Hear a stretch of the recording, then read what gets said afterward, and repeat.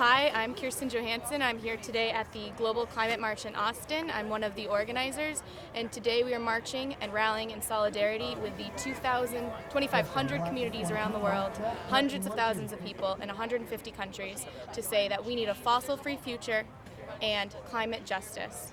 We're asking the world leaders meeting at the Paris conference tomorrow to take strong actions to make our future more sustainable. Well, today How's the sound going?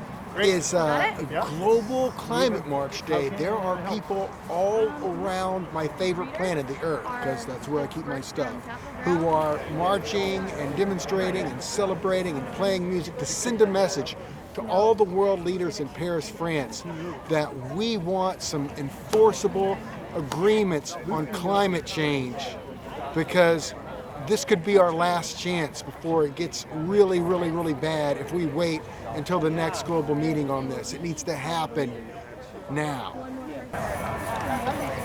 Some people talk about it, some people do something about it. Be one or the other, but do something. Come on to the Capitol. We're here now, and we'll be here next year and the year after. Thank you. I care about the future of our planet and everything. It's just, I mean, nobody is unaffected by climate change. You know, whether it doesn't matter what color you are, or what country you live in, or what religion you are. You're going to be affected. We all live on this planet. We can't go anywhere else. So it's important to do what we can to keep the fossil fuels in the ground and just try to make it better. Why are you here? Why am I here? I love the opportunity to be healthy in a world where the climate is appropriate to the water, ice, and I think we should recreate ourselves so that we're more healthy than we were last year.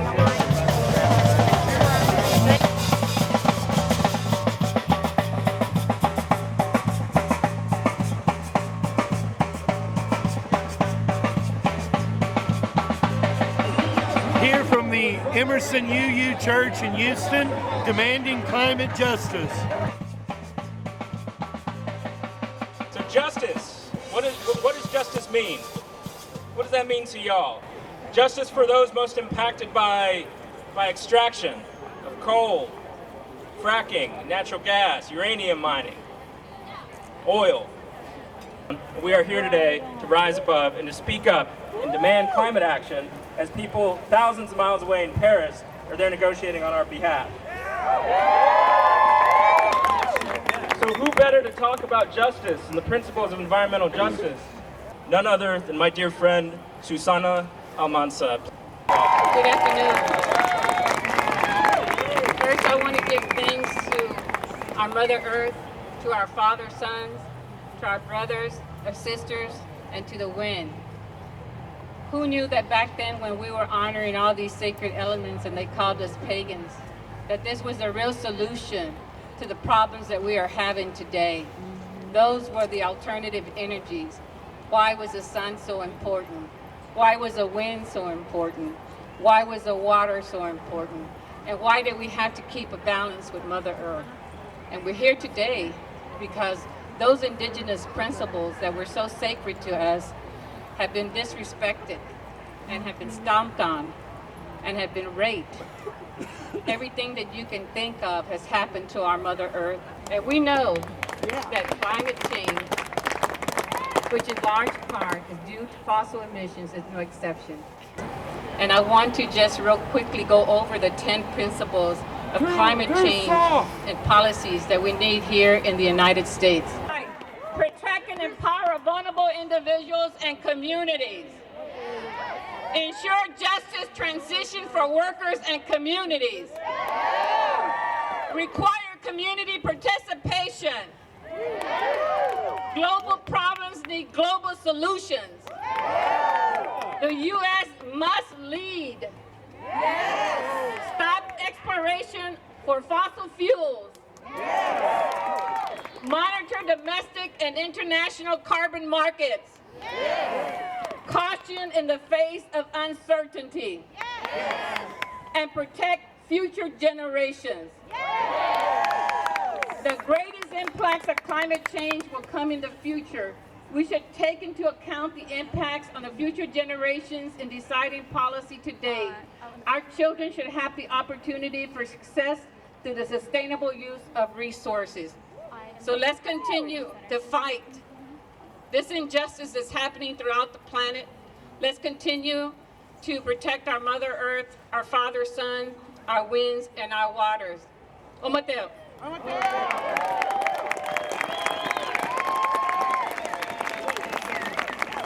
We have a friend in the highest office in the city of Mayor Adler's office. I'm grateful to have her here today to talk a little bit about the mayor's visit to Paris, what the Paris talks mean, and what we're doing here to fight climate change in Austin. Give a round of applause for Brandy Clark-Burton. Thank you, Dave. It is truly my honor to be at this event, and thank you all for coming out. I was asked to explain a little bit about Paris. People say Paris and sort of shorthand for something, and what does that mean? So starting tomorrow through December 11th, delegates from around the world will gather in and around Paris, France for the 21st session of the UN Conference of Parties and the 11th session of the Conference of Parties meeting on the Kyoto Protocol. The shorthand name for all of this is COP21. In addition to the UN negotiations that will take place between nations, there is a vitally important role for cities to play. As Special Envoy of the UN Secretary General on Cities and Climate Change, Michael Bloomberg points out, since cities and urban areas hold most of the world's population and contribute to 70% of the world's carbon dioxide emissions, there are key contributions to any global success at COP21. Back in August, President Obama called on cities to step up their game before COP21. He asked for 100 U.S. cities to join the Compact of Mayors, the world's largest coalition of city leaders addressing climate change, by pledging to reduce their greenhouse gas emissions, tracking their progress transparently, and preparing for the impacts of climate change. Austin's Mayor Adler was one of the first to sign on, and as of yesterday, on their website, I counted 111 U.S. cities on the website. And there are many more than that from around the world. Domestically, Mayor Adler has also signed on to the Mayor's National Climate Action Agenda.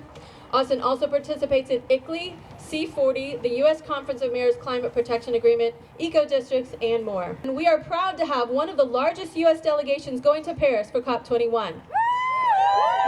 This includes Austin's Mayor Steve Adler and his wife Diane Land, City Council Member Leslie Poole, Travis County Commissioner Bridget Shea, and teams of people from our Electric Utility Commission, our interfaith community leaders from Texas Impact, EcoRise, South by Southwest Eco, Rainforest Partnership, professors and students from Houston-Tillotson University, and I'm learning more every day. This summer, our brand new 10-1 Austin City Council adopted a community climate plan to help us reach a target of net zero community-wide greenhouse gas emissions by 2050. And our next step is implementation.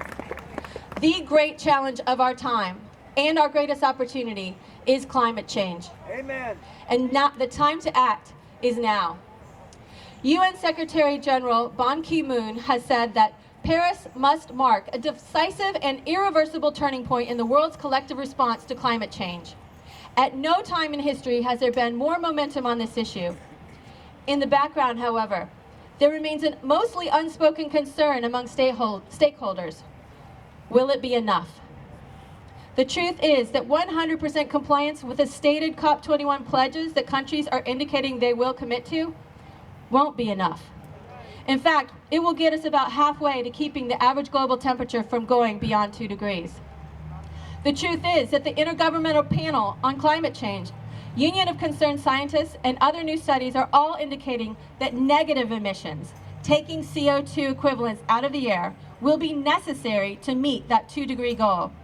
It won't be enough to slow down or even stop our emissions. We must actively be cleaning up what we've already put into the atmosphere. Turn it off your heart. Okay, so Turn it off your heart. oh, it is? We need to establish a national or global emissions trading system to put a price on carbon and signal to the markets that reducing emissions is good for business. In closing, I want to share a thought that has been eating at me. Given that atmospheric research shows that we are rapidly approaching an abrupt change scenario, that is a rapid disruption in oceanic and atmospheric circulation leading to impacts beyond all current scenarios, one could argue that we should be treating this with much more urgency. So what actions would we take if we considered addressing climate change to be a real emergency? What would you do? What will you do? To quote the UN Secretary General again, everyone has a role to play. We can make a difference. We need action from everyone, everywhere. Whether you are participating today as a business owner, a community leader, or a resident, you can find meaningful actions to take on the city's Office of Sustainability website. This march is not about making ourselves feel better that we've done something. It is about expressing our ongoing commitment to making real changes and recognizing that each person has a voice and a responsibility. Please promise now to leave this march committed to expanding your personal involvement. If you're making that promise, please say now, I promise. On behalf of the City of Austin, thank you for your partnership.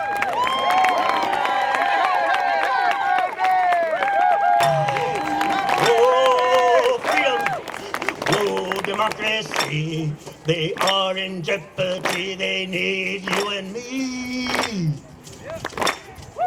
Stand on up for freedom and democracy, cause if you don't, corruption will, and they'll take it from you and me.